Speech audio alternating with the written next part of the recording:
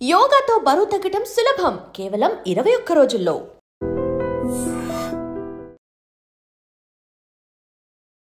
నమస్కారం, welcome to I dream. ధర్మ మార్గం విత్ విజిత కార్యక్రమానికి స్వాగతం.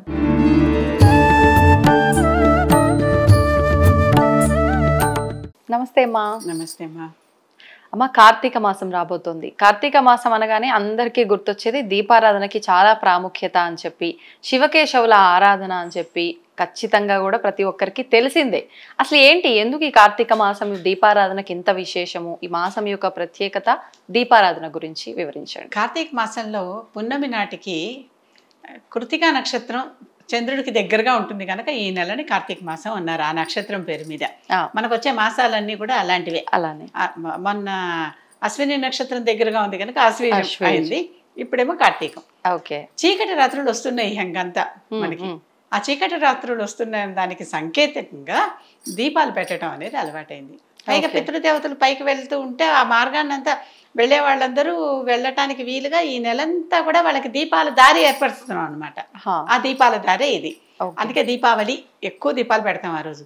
నెమ్మది నెమ్మదిగా దీపాలు తగ్గించి గుమ్మానికి అటు ఇటు దీపాలు పెడతాం. అవును. తులసి దగ్గర దీపాలు పెడతాం, దేవుడి దగ్గర దీపాలు పెడతాం. ఇవి పెడుతూనే ఉంటారు అందరూ. ఇవి కాకుండా ఆకాశ దీపాలు పెడతారు. ఆకాశ దీపాలు పెట్టడానికి పైకి వెళ్తున్న వాళ్ళకి పైకి కూడా మార్గం చూపించడానికి వీలుగా ప్రతి ఇంట్లో కూడా ఈ ఆకాశ దీపం పెట్టుకుంటే చాలా మంచిది. దేవాలయాల్లో పెడతారు. కార్తీక మాసం అంతా దీపాల పండుగ. అసలు దీపాలతో దీపాల పండుగ మొదలవుతోంది. కార్తీక మాసం అంతా దీపాల పండుగే. ఆ కార్తీక పున్నమికి చాలా విశేషంగా దీపాలు పెడతారు. నదుల్లో, చెరువుల్లో, పుష్కరిణుల్లో దీపాలు వదులుతారు. నీళ్లలో లేకపోయినా ఇంట్లో ఒక టబ్ లో అయినా పెట్టుకుని దీపాలు వదులుతారు. ఈ వాటన్నిటికీ కారణం అంతా ఈ దీపాలు కొంతవరకు పయనించి కొన్ని అందరికి దారి చూపాలి. ఈ దీపం వెలుగుతూ ఉన్నంతసేపు మనకు అన్ని మనం చేసిన పనులన్నీ మన పుణ్యం మన లభిస్తుంది, మనం చేసిన పూజ దేవుడు స్వీకరిస్తున్నాడు అని సాంకేతికంగా తీసుకుంటారు. ఈ దీపాలు ఆకాశ దీపాలు పెట్టేటప్పుడు మొత్తం 9 దీపాల్లాగా పెట్టి, అంటే 3, 3, 3 ఒక మ్యాట్రిక్స్ లాగా వేసుకొని 9 దీపాలు పెట్టి, అన్ని నూనె దీపాలే. ఈ కార్తీక మాసంలో పెట్టే దీపాలన్నీ నూనె దీపాలే. ఓకే. దానివల్ల ఆ నూనె అంటే తైలం కదా, తిల్లల నుంచి వచ్చింది. ఆ శని దోషాలు కూడా అవన్నీ పోతాయి. అవి పోయి అవన్నీ చక్కగా వెలుగుతూ ఉండటం. సాయంకాలం పూట విశేషంగా ప్రదోషంలో, ఎందుకంటే అప్పుడే కదా చీకటి రాత్రి స్టార్ట్ అయ్యేది, ఆ సమయంలో దీపాలు పెట్టుకోవటం ఇంకా ఎక్కువ ప్రత్యేకత పుణ్యదాయకం, మోక్షదాయకం. అసలు కార్తీక మాసంలో శివుని ఆరాధన, కేశవుని ఆరాధన. శివకేశవులు ఇద్దరు అభేదం. ఎప్పుడు ఆయనే ఈయన ఆయన, దాంట్లో ఎటువంటిది లేదు. లోపల శివ అంటే కేశవ, శివుడు ఎక్కడంటే కేశవుడిలో ఉన్నాడు అని చెప్తా అంట. శివుడేడి అంటే కేశవుడిలో ఉన్నాడు అని. ఇప్పుడు మన శరీరాన్ని కూడా ఉన్నంతసేపు మనం చక్కగా శివం, ఆ ప్రాణం పోతే శవం, అలా ఉంటుంది అనమాట పద్ధతి అంతా. ఈ రకమైనటువంటి కార్తీక మాసంలో పెట్టుకునే దీపాలు ఇందుకోసమే పెడుతున్నాం. నిత్యము పెడుతున్నాం, పెద్దల కోసం పెడుతున్నాం, మనకి మోక్ష మార్గం ఏర్పడటానికి పెడుతున్నాం, ఆ పైన పితృదేవతల్ని మంచిగా సాగనంపుతున్నాం, అందుకోసమే పెడుతున్నాం. శని బాధలు తొలగటానికి పెడుతున్నాం, యమ బాధలు తొలగటానికి పెడుతున్నాం. ఇది గుర్తుపెట్టుకుని ఈ నెలంతా కూడా అందరూ దీపాలు పెట్టుకుంటే మంచిది. ఇప్పుడు మీరు అన్నట్టుగా శని బాధలు తొలగిపోవడానికంటే నువ్వుల నూనె అన్నారు, కానీ కార్తీక మాసంలో ఇంకా రకరకాల దీపారాధనలు చేస్తూ ఉంటారు. దీపాల లోపల మనం పెట్టేటటువంటివి ఆవు నెయ్యి, అంటే తైలమే కాకుండా ఎన్నో రకాలైన ఇప్ప నూనెతో దీపం పెడుతూ ఉంటారు, ఆముదంతో దీపం పెడుతూ ఉంటారు. రకరకాల ఆలయాలు ఆముదం నూనెలతో, నూనె అనొచ్చు, తైలం అనకూడదు, రకరకాల నూనెలతో దీపాలు పెడుతున్నారు. అసలు కొన్ని ఈ పూజ సామాన్లు తయారు చేసే ఫ్యాక్టరీ వాళ్ళు అన్ని రకాల దినుసులు మేము దీంట్లోనే వేసేసి పెడుతున్నాం అనేవాళ్ళు కూడా ఉన్నారు. దాంట్లో జిల్లేడుతో పత్తితో ఒత్తి చేసి పెట్టేవాళ్ళు ఉన్నారు, రకరకాల వస్తువులతో కూడా చేసి పెట్టేవాళ్ళు ఉన్నారు. అంతేకాదు ఈ నెలంతా కూడా చంద్రుడికి పూజ చేస్తే, ఈ ముఖ్యంగా పూర్ణిమ నాడు లలితాదేవికి పూజ చేస్తే ఆవిడ చాలా సంతోషిస్తుంది. కార్తీక పౌర్ణమి నాడు వెన్నెలలో, శరత్ పూర్ణిమ ఆశ్వేజంలో ఒకటి అయిపోయింది, ఇప్పుడు రాబోతోంది ఇంకొకటి. ఆ రోజున చక్కగా పాలతో ప్రసాదం వండి, అంటే పాయసాన్నం వండి, ఆ పాయసానాన్ని తీసుకెళ్లి వెన్నెలలో పెట్టి జాగ్రత్తగా, అపార్ట్మెంట్లు కనిపించిన వాళ్ళు జాగ్రత్తగా చూసుకుని ఎక్కడ కనిపిస్తుందో అక్కడ వెన్నెల దాంట్లో పడాలి. అలా వెన్నెల కిరణాలు పడేలాగా పెట్టి అక్కడ లలిత సహస్రనామ స్తోత్రం చేసుకుని ఆ కూర్చుని ఎంతసేపు చేసుకోగలిగితే అంతసేపు చేసుకుని, ఈ పాలు కానీ వండలేకపోతే పాలైనా సరే నైవేద్యం పెడితే ఆ పాలు అమృతం అవుతాయి. చంద్రుడి నుంచి వచ్చే కిరణాలు సుధాంశు కిరణాలు. అది ఈ శరత్ ఋతువులో చాలా ప్రత్యేకంగా విశేషంగా ఎక్కువ పవర్ఫుల్ గా వస్తాయి అవి. అందుకే ఇప్పుడు వెన్నెల చల్లగా హాయిగా ఉంటుంది. అటువంటి సుధా అంటే ఏంటి? అమృతం. ఆయన నుంచి వచ్చేటటువంటి అమృతపు కిరణాలు పాలలో పడి దీనిని పాయసానంలో పడి దీనిని అమృతం చేస్తాయి. ఆ ప్రసాదం తీసుకున్న వాళ్ళందరికీ ఆరోగ్యం, ఆ ప్రసాదం తీసుకున్న వాళ్ళందరికీ ఐశ్వర్యం, ఆనందం. కనుక కార్తీకంలో వచ్చేటటువంటి విశేషమైనటువంటి పున్నమి నాడు వృధా చేసుకోకుండా ఇది ఎక్కడ లలితమ్మ వారే స్వయంగా ఫలశ్రుతిలో చెప్పారు ఉత్తరపీఠికలో. ఆవిడ స్తోత్రంలోనే చివరిలో ఈ రోజున ఇలా చెయ్యండి నాకు చాలా సంతోషం అన్నారు. లలిత మహాలక్ష్మి ఇద్దరు ఒకటే కదా, కనుక అది లలితాదేవి పూజ అనుకోండి, మహాలక్ష్మి పూజ అనుకోండి. ఆ రోజు ఆ స్తోత్రం చేసి పాయసాన్ని నైవేద్యం పెడితే వెన్నెల్లో కూర్చొని చదవాలి, కనుక చాలా మంచిది. ఇప్పుడు ఇంకా ఉసిరికాయ దీపాలు అని చెప్పి, పిండి దీపాలు, ఉసిరికాయ దీపాలు పెడతారు, నారికేళం కొబ్బరికాయ కొట్టి దాంట్లో దీపాలు పెడతారు, నిమ్మకాయలో దీపాలు పెడతారు. నిమ్మకాయ దీపాలేమో రాహు దీపాలు అని చెప్పి మధ్యాహ్నం పూట పెడతారు, రాహుకాలం సమయంలో చూసుకుని ఆ టైంలో పెడతారు. అలాగే గుమ్మడికాయ దీపాలు పెడతారు, కుష్మాండం, దాన్ని కూడా ఇలా పగలకొట్టి దాంట్లో కాస్త నూనె వేసి ఒత్తి వేసి దీపాలు వెలిగించి అమ్మవారికి అటు ఇటు పెడితే అమ్మవారికి కుష్మాండం చాలా ఇష్టం, చాలా సంతోషపడుతుంది. కొబ్బరికాయలో పెడతారు.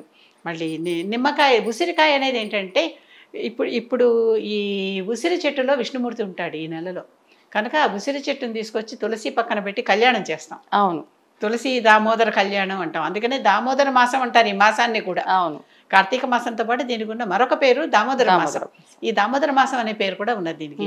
కనుక ఆ దామోదరుణ్ణి అంటే దామము ఉదరమందు గల విష్ణుమూర్తిని, అంటే లోపల నుంచి ఇలా పద్మంలో పైన బ్రహ్మ పుట్టాడు కదా, ఆ రూపంలో ఉన్న విష్ణుమూర్తిని ఉసిరి చెట్టులో ఆవాహన చేసుకుని, మరి ఆ ఉసిరికాయలు దాని ఫలితమే కదా. అవును, కనుక ఈ సమయంలో ఆ ఉసిరికాయలతో పూజ చేయటం, ఆ ఉసిరి చెట్టుకి పూజ చేయటం, ఉసిరికాయల్ని అక్కడ నైవేద్యంగా పెట్టడం, దాని మీద ఒత్తి వేసి వెలిగించి అది వాళ్ళ ముందర దీపంలాగా పెట్టడం. దామోదరుడికి ప్రీతి, అందుకని పెడతాం. కానీ అలాగే ఈ మాసంలో తులసికి దామోదరుడికి అంటే ఉసిరి చెట్టుకి తులసి చెట్టుకి కళ్యాణం చేయటం. అవును, ఆ కళ్యాణం కూడా చాలా విశేషంగా ప్రత్యేకంగా జరుగుతుంది. ఆ కళ్యాణం చెట్లకే పూజ చేయటం. మనం నేచర్ని నమ్ముతాము, ప్రకృతే మనకి దేవుడిగా మనం భావిస్తాము అని చెప్పడానికి ఇది ఉదాహరణ. అంత ఖచ్చితంగా. ఓకే, ధన్యవాదాలమ్మా. అమ్మ, మనకు కార్తీక మాసం వచ్చిందంటే మాసం అంతా కూడా విశేషంగా మనం ఏదో ఒకటి జరుపుకుంటూనే ఉంటాం ప్రతిరోజు కూడా. అందులో భాగంగా అంటే మన సనాతన ధర్మంలో చెట్టుని, పుట్టని, రాయిని, ఆఖరికి విషపూరితమైన సర్పాన్ని కూడా ఆరాధించే గొప్ప ధర్మం ఏదైనా ఉంది అంటే అది మన సనాతన ధర్మం. నాగుల చవితి పేరుతో మనం పాములను కూడా ఈ కార్తీక మాసంలో ఆరాధిస్తూ ఉంటాము. మరి ఆ రోజున విశేషంగా మనం చేయాల్సిన విధానాలు ఏంటో వివరించండి. నాగులకి సంవత్సరం మొత్తంలో 2 పండుగలు వస్తాయి. ఒకటేమో నాగపంచమి అని శ్రావణ మాసంలో, నాగ చవితి అని కార్తీక మాసంలో. ఈ 2 పండుగలు విశేషంగా నాగుల కోసమనే చేస్తాం.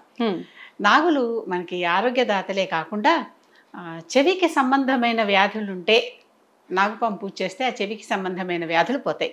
అందుకనే పుట్టపన్ను తెచ్చి చెవికి పెట్టుకునేటటువంటి ఒక ఆచారం మనకి పూజ చేశాక ఆ పుట్టపన్ను తెచ్చి చెవికి పెట్టుకోవటం, అదొక పద్ధతి ఉంది.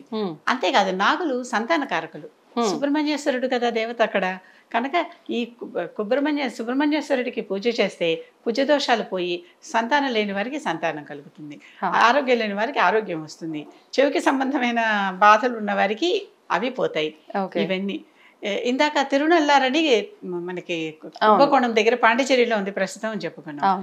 అలాగే కుంభకోణం చుట్టుపక్కల నవగ్రహ ఆలయాలతో పాటుగా కుజుడికి కూడా ఒక ఆలయం ఉంది.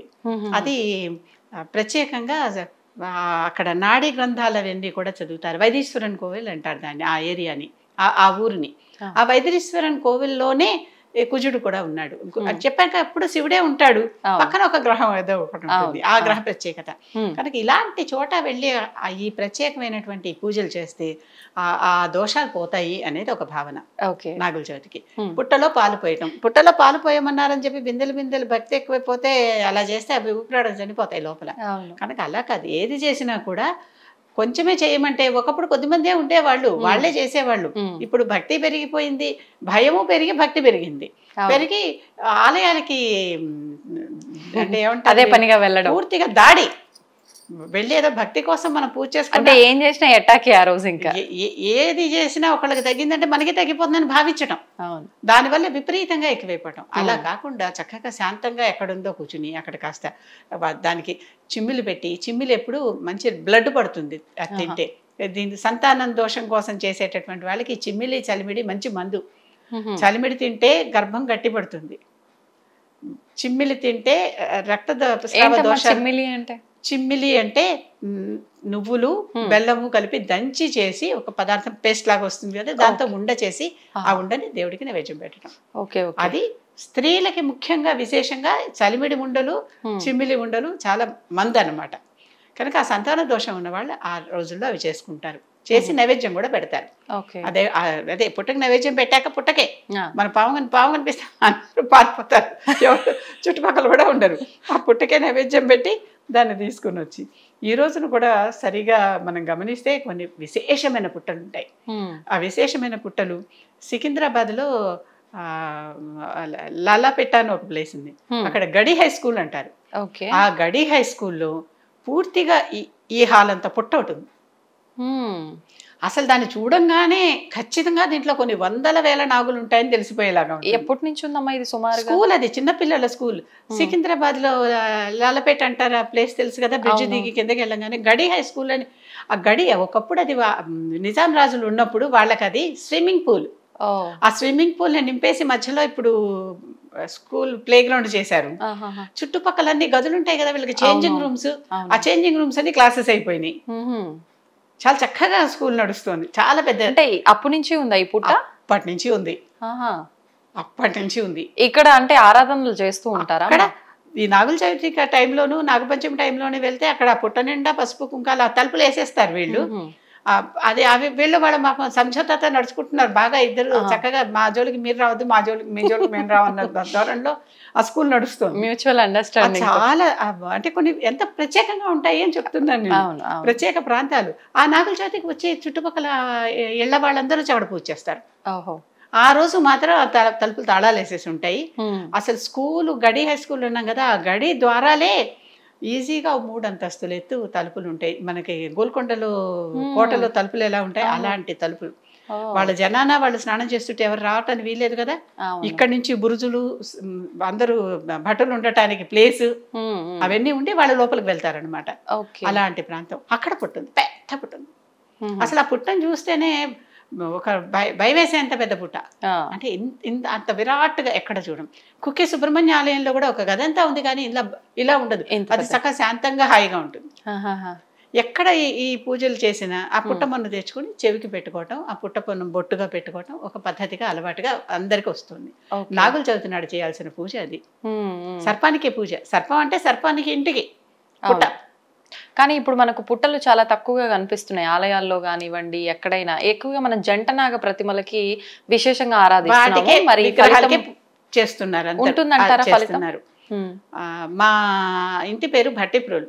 భట్టిప్రోలులో ఒక శివాలయం ఉంది, అది తెల్లవారేసరికి కట్టబడింది, అందుకే కొంచెం అసంపూర్తిగా ఆగిపోయింది, దేవతలే వచ్చి కట్టారు అని పేరు దానికి.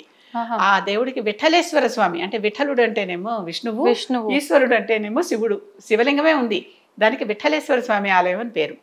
అక్కడ గుడి లోపలే ఒక పుట్ట ఉండి, గర్భగుడిలోనే పుట్ట ఉండి ఈ రోజుకి ఉండి, ఆ పుట్ట నుంచి పావులు వస్తాయని పేరు దానికి.